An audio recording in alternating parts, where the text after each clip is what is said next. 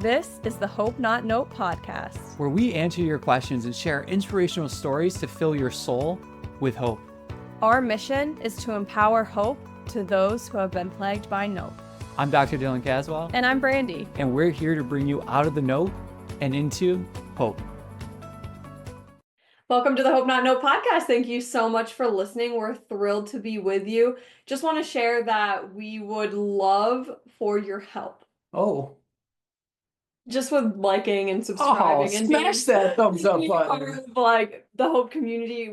I know that there's so many people who listen, and so it's so helpful when you like, when you share, when you follow. If you follow, then you get the notification every time we release the podcast.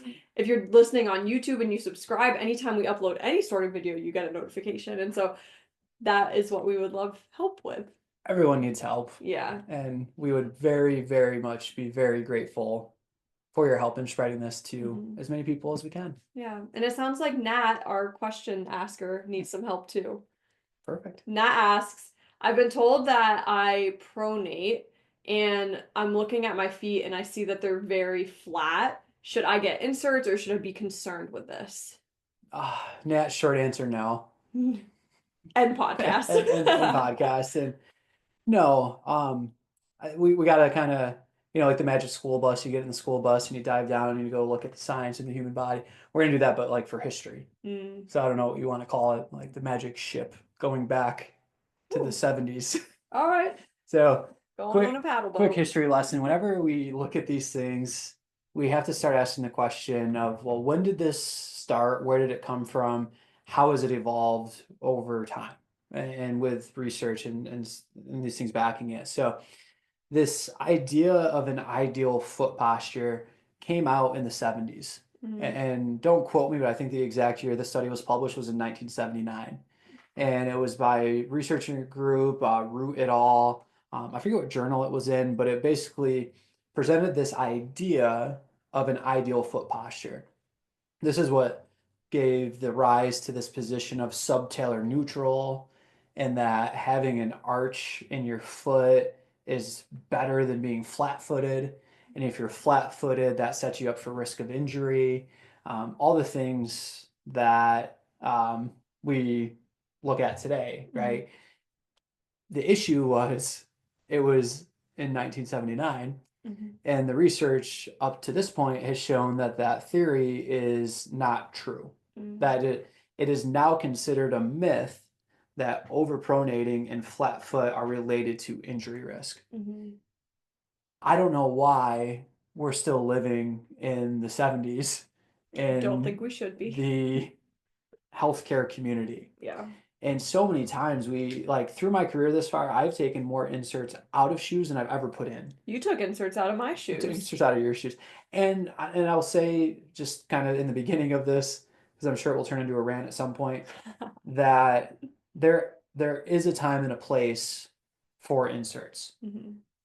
What is that time and the place? Well, if you're a competitive, let's say runners, because this is typically where we're seeing this, right?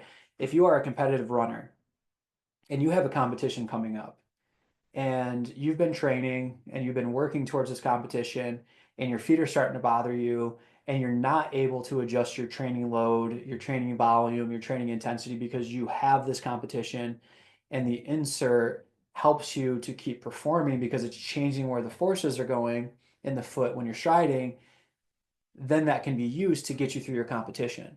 But then once that competition is over, we're going to look at the factors that actually are related to why you're having the discomfort in that area. And the reality is most of the time that discomfort is going to be from training load error. It's going to be you spiked your mileage too much too soon, or you've been doing too much of the same thing for too long. We change these variables a little bit. Another variable could just be that, like, what style of shoe are you wearing? We talked about this before. Not one is better than the other unless you're trying to set a record for like a marathon.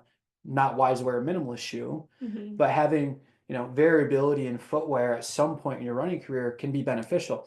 Not because it's changing what your foot is doing, but it's changing where the force is going to be when you're striking into the ground. I look at it as like doing a flat bench press versus an incline bench press. It's still a bench press. It's Mm-hmm. just the forces are changing a little bit of where they're going. You wear a minimalist shoe, it's going more to the foot and the ankle, not a specific part of the foot and the ankle, but the foot and the ankle. Mm-hmm. You wear a more cushioned shoe, it's going to go more out towards the knee and the hip, not a specific muscle or part of the knee joint or the hip joint, but the entire aspect of the knee Mm-hmm. and the hip.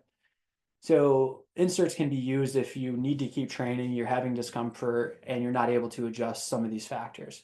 If you're able to adjust these factors, adjust these factors. Mm-hmm. The other thing that we see is let's not go to inserts and blame pronating and flat feet if there's not a prereq level of strength that's been achieved. Mm-hmm. Like, take care of that low hanging fruit. Don't rely on an insert to go do an activity that you're not ready to perform yet. That's just going to lead to other issues. So, like, I don't know where Nat is in this scenario. Like, if she's having discomfort and looking for this, or if she is asymptomatic, meaning she doesn't have any symptoms, Mm-hmm. and someone just looked at her feet, which is the common thing we get from athletes. Well, why were you told that you need an insert? What was the assessment like? Well, I took off my shoe. They looked at my foot. They looked at it and said, "Oh, you're kind of flat-footed. So yeah, we should get an insert there. Mm-hmm. Your flat foot's causing it." How long have you been flat-footed? Did it just happen? Like, did it happen last week? Did it happen in the last month? No, you've had a foot position that has been your foot position your entire life. So why all of a sudden is that flat foot or non-ideal foot position creating symptoms in there? There's got to be other, especially if it's one foot and not the other foot. Like both of these things are flat-footed, so why is one having the symptom if the other one's not? If they're both flat-footed, and Mm-hmm. that's the thing causing this. Mm-hmm. So there's a lot of holes in the science, and I briefly want to talk about this. I don't know, have we talked about tooth fairy science before? No, Tooth that's fairy this is the science? first I'm hearing it. All right, so we're going to talk about tooth fairy science. Okay. And what we're going to do is, Brandon, you're going to give us a 5 second countdown so that if you have kids in the car that are listening, that you can pause it Mm-hmm. and not because there's some spoilers in here about the tooth fairy. Mm-hmm. So I'll try to not give too many spoilers, but I don't know if I can explain it without the spoiler. So you may need to pause in 5, 4, 3, 2, 1. All right, we're good to go. All right. Tooth fairy science. Yes. All right, so tooth fairy science, it's a term that was coined. I forget who coined it, but it's basically when we look at effectiveness and efficacy. Mm-hmm. So you can do research and you can set up a scientific study in which you're looking at variables related to the tooth fairy. How many times does the tooth fairy pick up the tooth? How much money does the tooth fairy leave? When does the tooth fairy come? At nighttime, in the morning? Like you can study all these variables. That's effectiveness. Efficacy is, well, does the tooth fairy exist in the first place? Mm-hmm. So you can study these things and find effectiveness without having efficacy. To have efficacy, this theory needs to be validated. For a theory to become validated, it has to repetitively been studied with good methodology over and over and over to show that this theory is accurate. This idea of ideal foot posture came from 1979. There has been enough time to establish the efficacy of it. And through time, what's happened is that the research has shown that the efficacy is not there. There is not a relationship between flat foot overpronating being related to injury in the foot and the ankle, in the knee, in the hip joint, not related. Mm-hmm. And people may say, well, like, well, I had foot pain before and plantar fasciitis, and I got an insert, and it helped me. Yeah, it helped you because it changed where some of the load was going, and also you're probably doing other things in that process that it wasn't because of the flat foot. There's other things that created that the research has shown. So for some reason, again, like in traditional healthcare, these people are hanging their hat on this theory from 1979 that's tooth fairy science. There's not efficacy. Like some studies will show effectiveness, but again, like you can see how many teeth did the tooth fairy get? When did they come? How much money did they leave? But does it exist? Yeah. It doesn't. And there's the research showing that, hey, this theory is not valid. It has not been validated. So if we're continuing to look at effectiveness without a valid theory, sorry, that's a Yeah. crap research and a crap theory. Mm-hmm. And to the other side of this, there's now multiple research studies, a lot of research showing that, okay, let's take a cohort of running, because this is typically where this is seen the most, and follow them for a year and look at them and say, all right, this person has a high arch, this person has a normal quote unquote arch, this person has a flat foot. Let's see what happens over a year with them training, whether they're novice, whether they're elite. And what they found at the end of the year when they look at all the statistics is that the person that had a flat foot was at no more risk of an injury than the person that had a high arch. Mm-hmm. The person that was flat footed, the group that was flat footed, didn't have more injuries than the group that had a higher arch. And neither of these group had a difference in injuries than the group that had an ideal foot posture. There is no ideal foot posture that exists from a subtalar neutral position and the right kind of arch and toe splay. The ideal foot position is the way that your foot was designed, the way that your foot was created. No two feet are the same. Mm-hmm. And the way that your foot is the ideal position for who you are, Mm-hmm. right? And so the last part of this is like, well, is there any validity or any time that flat feet matter? And there's one condition in which it does. And this condition is in the posterior tibial tendon dysfunction. It's this muscle that kind of runs through the leg and then comes down into the arch of the foot. And there's a condition in which this tendon, this muscle group becomes impacted. There's typically a lot of other factors with it, like obesity and other things that lead to this arch collapse. And measuring the arch collapse lets you know the significance of the disease progression or the improvement because of training that muscle in this specific group that has this condition that most of the time is brought on from obesity and other factors. Mm-hmm. The flat foot didn't cause the issue. What was happening systemically caused the arches to collapse because of the dysfunction of this muscle group. Mm-hmm. That is a very distinct difference than looking at someone's foot and saying you're at risk for injury because your foot is flat. A very different population of people. Very different population. Mm-hmm. And it's sad because we see all different types of athletes getting these specialized foot evaluations Mm-hmm. with specialized inserts when there's such lower hanging fruit. Mm-hmm. And then you know what ends up happening? What happens when that insert doesn't work? Yeah. What happens when they're not able to get back to their activities because that low hanging fruit wasn't taken care of? Like, let's address all of those things. And if they have all been addressed, like all of that has been addressed, their strength is there, their power is there, the program has progressive overload, it has all these factors, psychosocial factors are taken care of, like all of that's taken care of, and there's still discomfort related to that activity, and now we venture and an insert may help them a little bit. Okay, like maybe we use that for a little bit, but it's so far down the road that it should not be one of these things that's first offered, especially when the person is having discomfort with a dynamic activity and you look at them standing in place on both feet and say that that's what's creating your pain. Like when we take a step back and we just look at it with like commonsensical type questions, it really sounds ridiculous. But like again, we have discomfort or we're afraid of having an injury, so we go to what we identify as an expert, and this expert has very limited time. And this expert has very limited time. So what do they do in this limited time? Quick observation. Boom. Okay, I think this is everyone agrees upon this. The bare minimum from the 70s. So like should be good. Like, well, maybe if you read an article or two within the past decade, you would start to see that like this isn't an issue that we once thought it was, and we don't have to spend hundreds of thousands to millions of dollars a year on these different foot inserts. And then people get like, oh, I need this insert the rest of my life.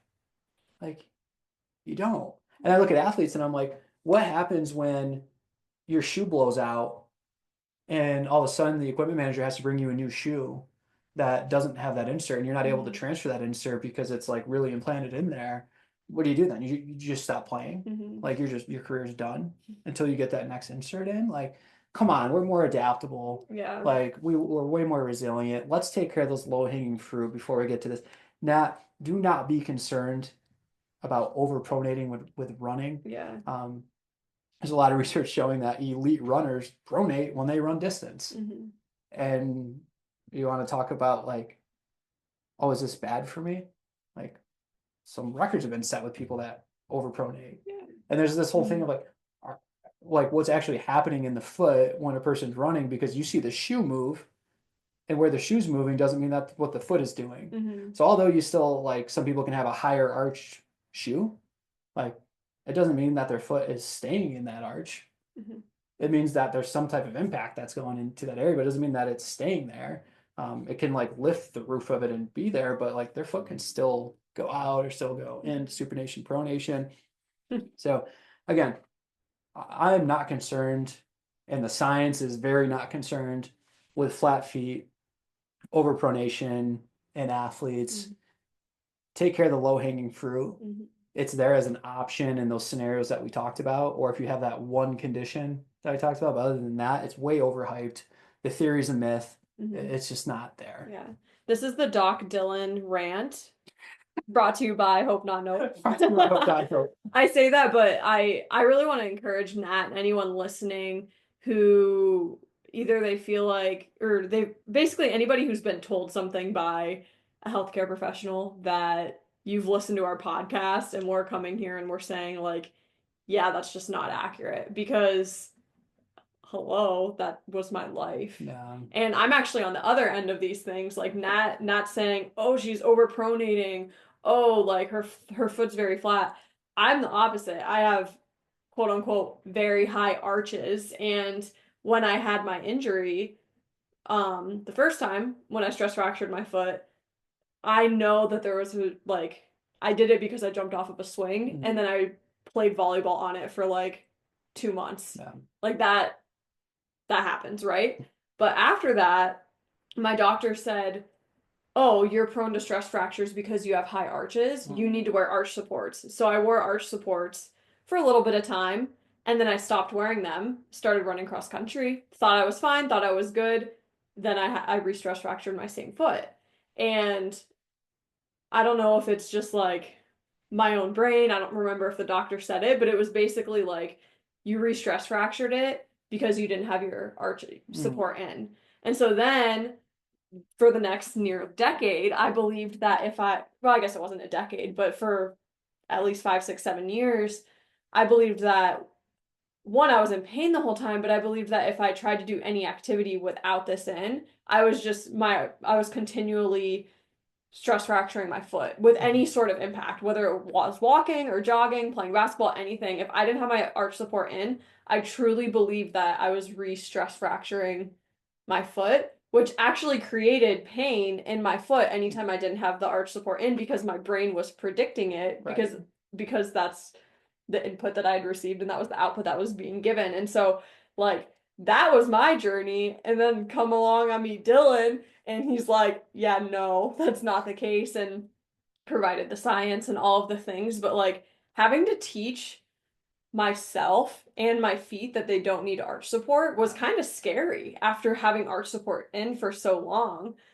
But then when I stopped using arch support, there really wasn't that much of a change because I started to believe that I didn't need it anymore. Yeah. All that to say, my feet were not created bad. They were not created wrong. They were not created terrible or too high or too whatever. Like they were created good and they were created exactly how God intended them to be created. And same with you, Nat. And whether it's high arches or no arches, like if you listen to what Dylan's rant just was, and if you listen to my own personal experience, like we're good. We're good, Yeah. and like that's what matters. Yeah. I look at it this way. Look at your foot.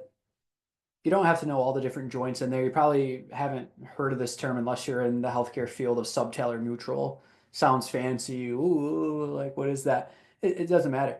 Look at your foot. Look at the way that it can move in all these different directions.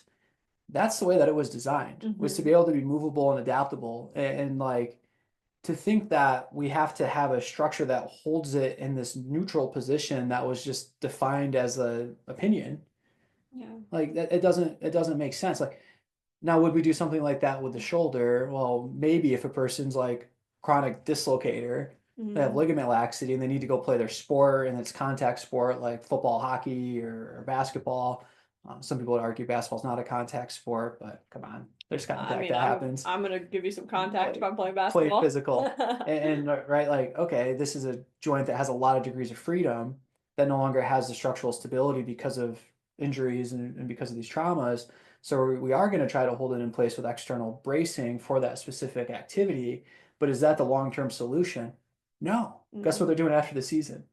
Taking care of it to be able to not have that occur. Hmm. It's not this long-term thing of like, we need to hold this in this position the Hmm. rest of your life. And I think that's what people are getting confused with inserts is that like, hey, we can use them in a particular part of the competition season if something has happened and we don't have enough time to take care of the other factors and this keeps you playing, right? Because that's part of like sports PT is how do you keep them playing during the season when these things come up? Hmm. But guess what's going to happen after the season? Bye-bye inserts or specialized shoe that holds this one position because Hmm. we need to restore the normal function of this foot. Yeah. And then I look back to it like the older generation in the military and like that like I know my uncle didn't he wasn't allowed to go into the military because he has flat feet.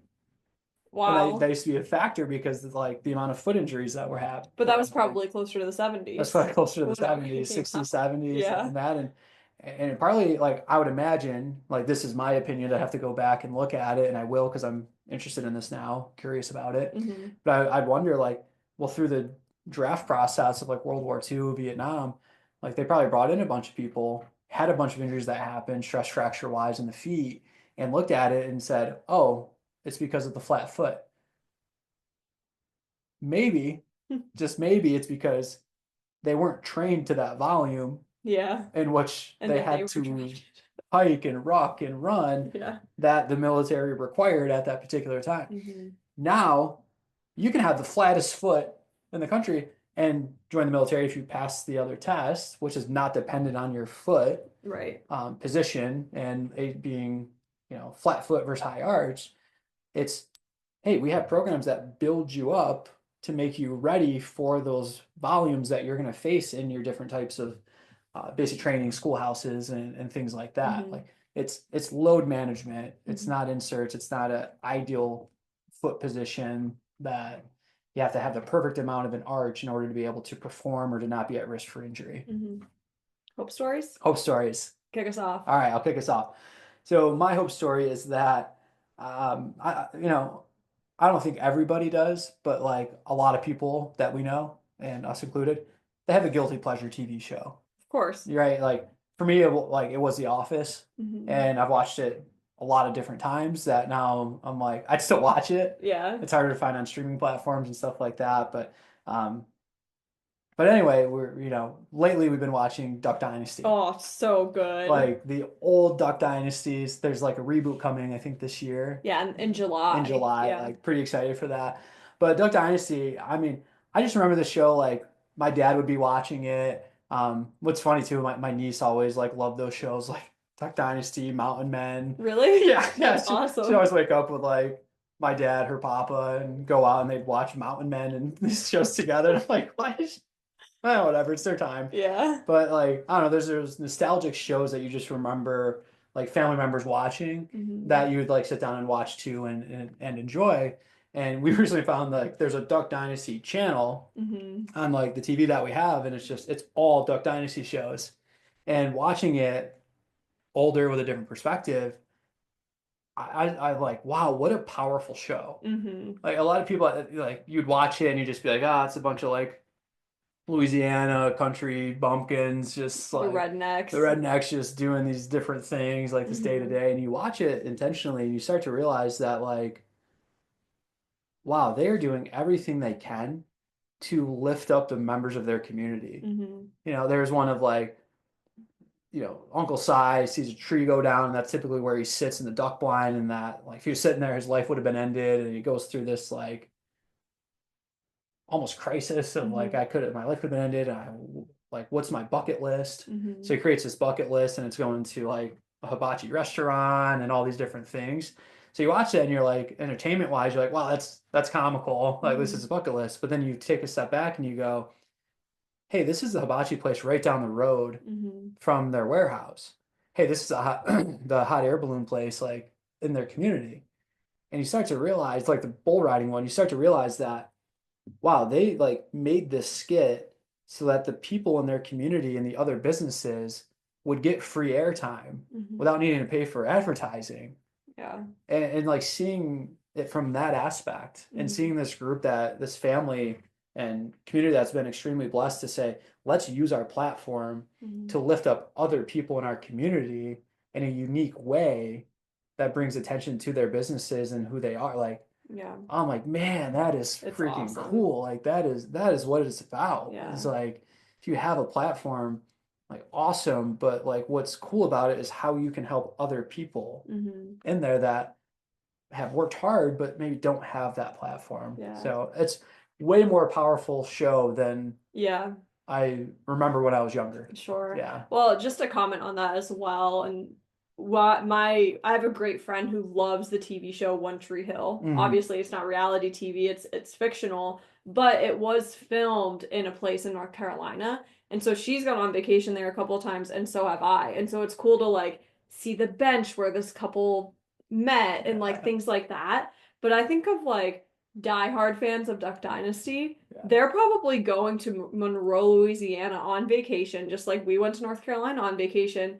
But instead of it being this fictional place and like this table that they sat at, now it's the actual businesses that are run in this town that Right. people get to be part of and experience. And like there's so many people that are featured on that TV show. If you were a diehard fan, like going to that town, it's not that big of a town. Like you would so run into Yeah. some of these people. And Right. then if you were intentionally going to some of these businesses, you it's not even running in, like you will meet them. And so Right. it's just like I love things that like bless community and lift up community. And Yeah. um you my hope story is just echoing that, but you had mentioned like the different generations that watch it. Like my papa who passed away a couple years ago, like he would watch Duck Dynasty, which is hilarious because he is just like an older Italian man who like is not a redneck at all. At all. So much so that like him and the rest of like my mom's side of the family would call where we lived cow country Mm, because they thought that we were like out in the sticks. And mind you, like I grew up in a one stoplight town, but I lived in town. I had neighbors right next door to me in every direction. yeah. And so like we weren't really in cow country. We didn't have a cow, but like watching like I texted my brother telling him we were watching Duck Dynasty, and he immediately was like, "Oh, do you remember Papa watching that?" And just laughing and thinking how funny it was. I'm like, yes, like it's so good. So just like sharing that little bit of sharing with you and watching Duck Dynasty, but also just like that little spark with my side of the family too is just special. Right. And what's funny is you start talking about like Duck Dynasty and you start realizing that the people that really watch it are not so much the people that you would think of Yeah. watching If you are it. listening and you have not watched it and you have a Roku, don't go to the different apps on Roku. Just go Yeah. to the live TV and find the Duck Dynasty. And honestly, like I would just say take an evening and watch the episodes that are on. Like start at 6 o'clock and go until 9 o'clock and watch the episodes. And if you don't enjoy it, I will be so shocked because Yeah. I laugh. I was thinking about, sorry to rant. I was thinking about this. It turned into the Brandy Duck Dynasty rant. Hey, I'm fine with it. I was thinking about this the other day. Like, I like laughing, but I would say that I'm not like a huge comedy person in the sense of like, it's hard for me to know what comedy to go to watch. And then if it's a comedian, I usually don't get it half the time. And so, like, I don't know, I'm not a comedian person, whatever. I think I've laughed more to Duck Dynasty than any other show I've ever watched in Yeah. my life. So if you just want a little bit of joy and you got a Roku, go watch Duck Dynasty. That's all I'm saying. End a Uh, podcast, end a rant. Enjoy. Duck Dynasty and Miss Congeniality are probably the Oh, two I've yes. watched you laugh the most about. Yeah. We did watch Miss Congeniality recently, and it was very funny. Oh man. All Oh, right. well, thank you for listening To our rants. to our rants.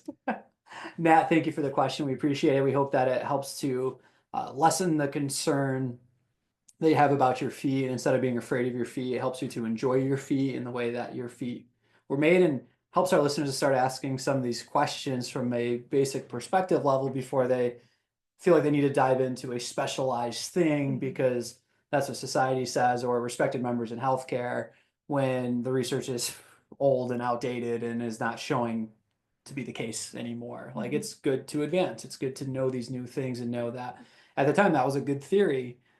Now it's not. The science does not back it. So it's time for us to move forward. So thank you for the question, Nat. Thank you for listening. If you have questions, submit them to us. And remember, every day is not just a day to be hopeful, but an opportunity to become hope. The Hope Not Know podcast is meant for educational, informational, and personal development purposes only and does not constitute any health or medical advice. If you're looking for specific advice, connect with us to work with a Hope coach. The Hope Not Know podcast shall not be liable or responsible for any loss or damage allegedly arising from any information or suggestions in this podcast.